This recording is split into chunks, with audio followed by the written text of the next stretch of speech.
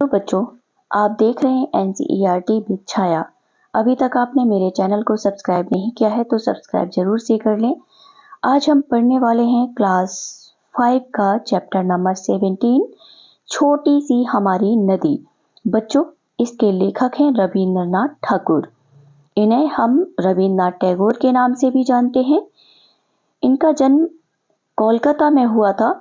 ये जो कविता है ओरिजिनल बंगाली भाषा में लिखी थी उन्होंने, क्योंकि वो कोलकाता से बिलोंग करते थे। और उन्होंने राष्ट्रगान भी हमारा लिखा है, वो भी बंगला भाषा में लिखा था।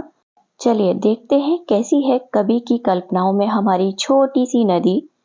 क्या नाम है? छोटी सी हमारी नदी। क्या लिखा है कवि ने?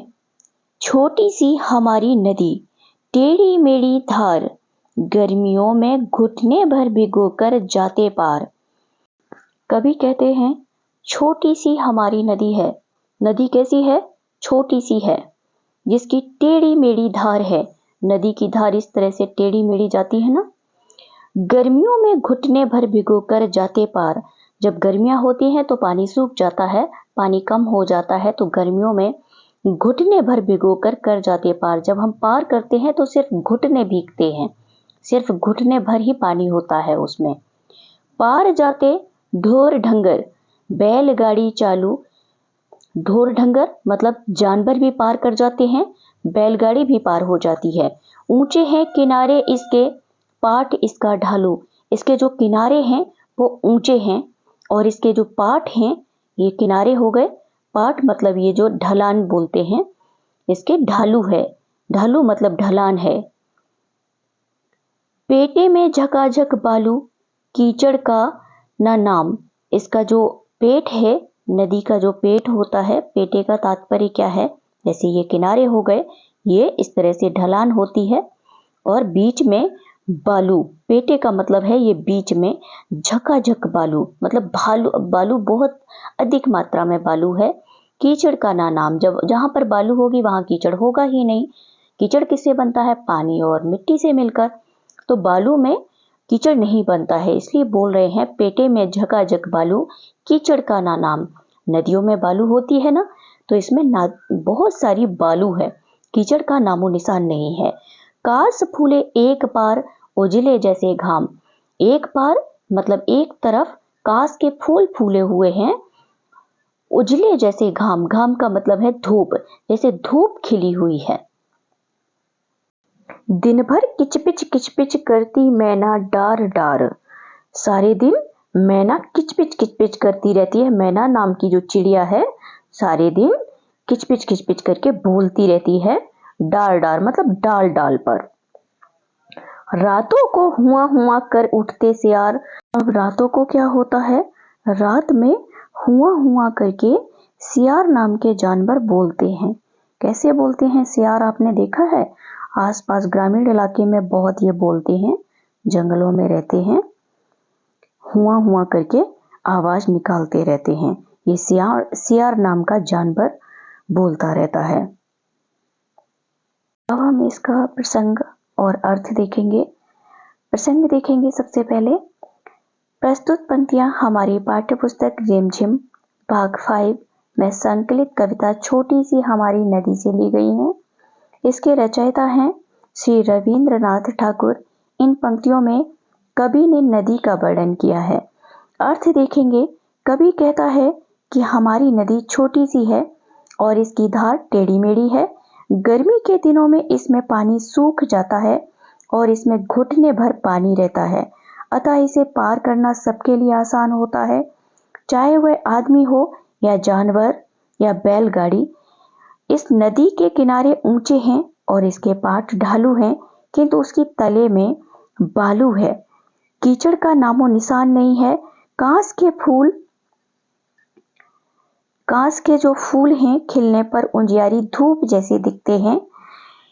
इसकी डालियों पर दिन भर मैना किचपिच किचपिच करती रहती है। रात के समय सियार हुआ हुआ करते हैं। अगली पंक्तियां देखेंगे। अमराही दूजे किनारे और ताड़बन, छाहो छाहो बामन टोला बसा है सगन। क्या कहते हैं कवि?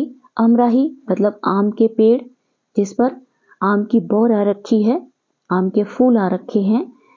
दूजे किनारे और ताड़ वन, दूसरे किनारे पर क्या है, ताड़ नाम का जो वृक्ष होते हैं, ताड़ के वृक्ष होते हैं, वो ताड़ का वन मतलब उसका वन है, जंगल है, बहुत सारे ताड़ के पेड़ हैं। वन शब्द का प्रयोग किया गया यहाँ पर, तो बहुत सारे ताड़ के पेड़ हैं।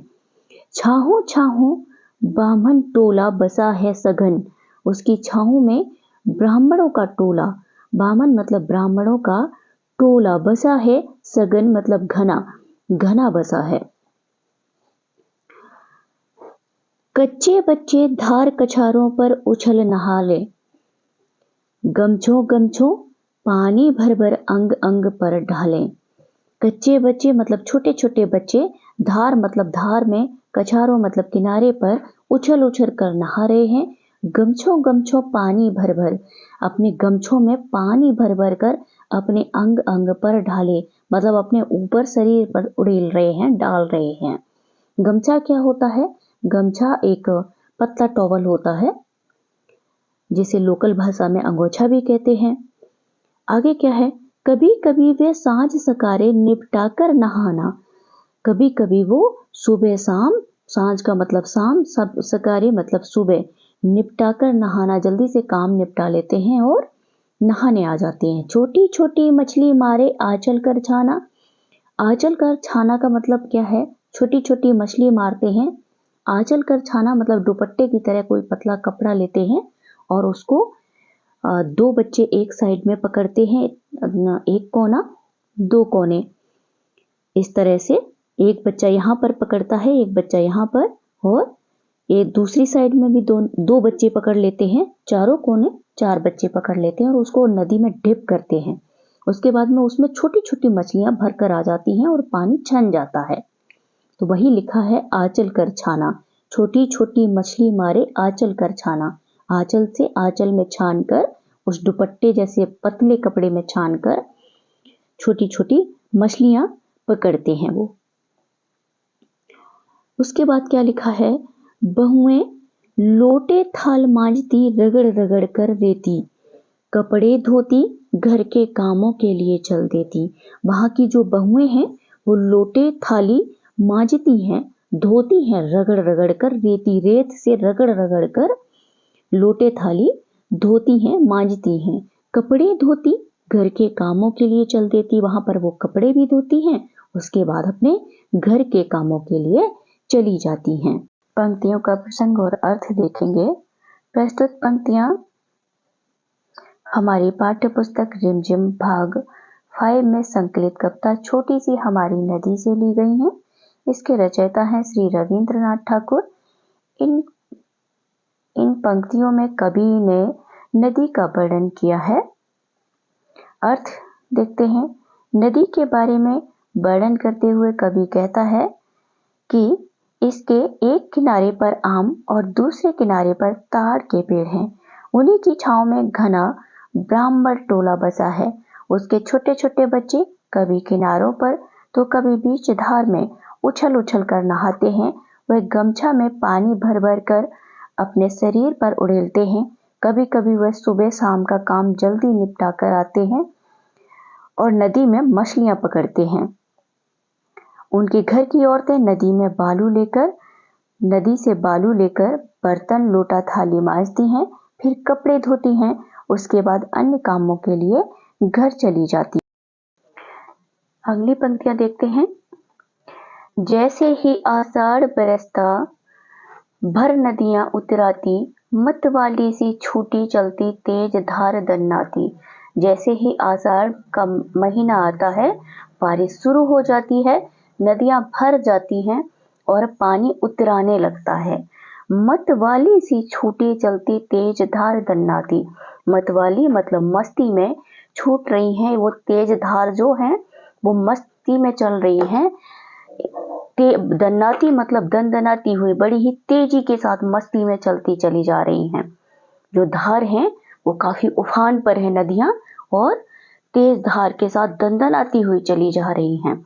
बेग और कलकल के मारे उठता है कोलाहल। बेग मतलब तेजी और कलकल जो लहरों में आवाज आती है कलकल की, उसकी वजह से कोलाहल उठता है, मतलब शोर उठता है। कोलाहल का तात्पर्य क्या है?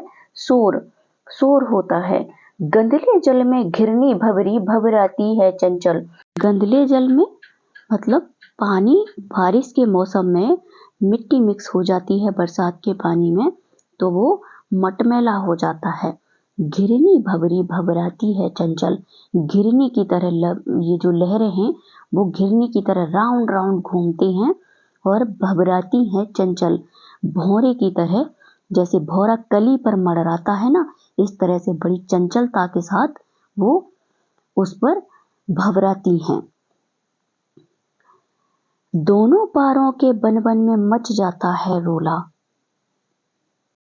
दोनों पारों मतलब दोनों तरफ के बन बन में, बन मतलब एक तरफ आम के पेड़, दूसरी तरफ ताड़ बन में मच जाता है रोला, मतलब शोर मच जाता है। जब बारिश होती है, झमाझम बारिश होती है तो उसकी आवाज आती है। वही कवि ने इसमें लिखा है कि दोनों पारों के बन बन में मच जाता है रोला। दोनों तरफ से झमाझम बारिश होने की आवाज आती है, शोर आता है। वर्षा के उत्सव में सारा जग उठता है टोला।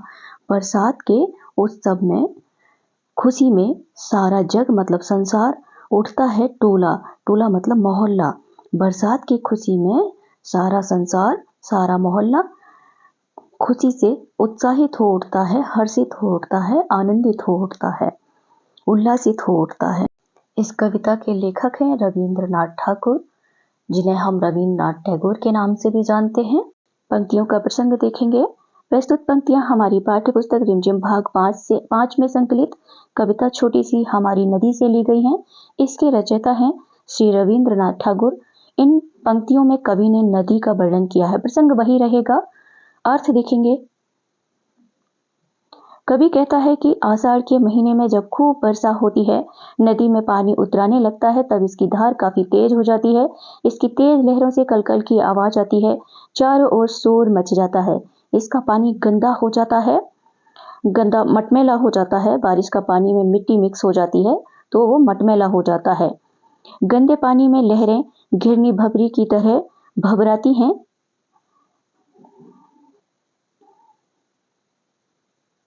नदी के दोनों तरफ के बनों में बारिश के कारण झमाझम का खूब शोर मचता है। वर्षा के दौरान उत्सव जैसा माहौल हो जाता है। सारा संसार, मोहल्ले जाग उठते हैं, हर्षित उल्लासित हो उठते हैं। तो ये था इसका अर्थ। आई होप बच्चों समझ में आ गया होगा। प्रश्न उत्तर हम इसके नेक्स्ट वीडियो में करेंगे।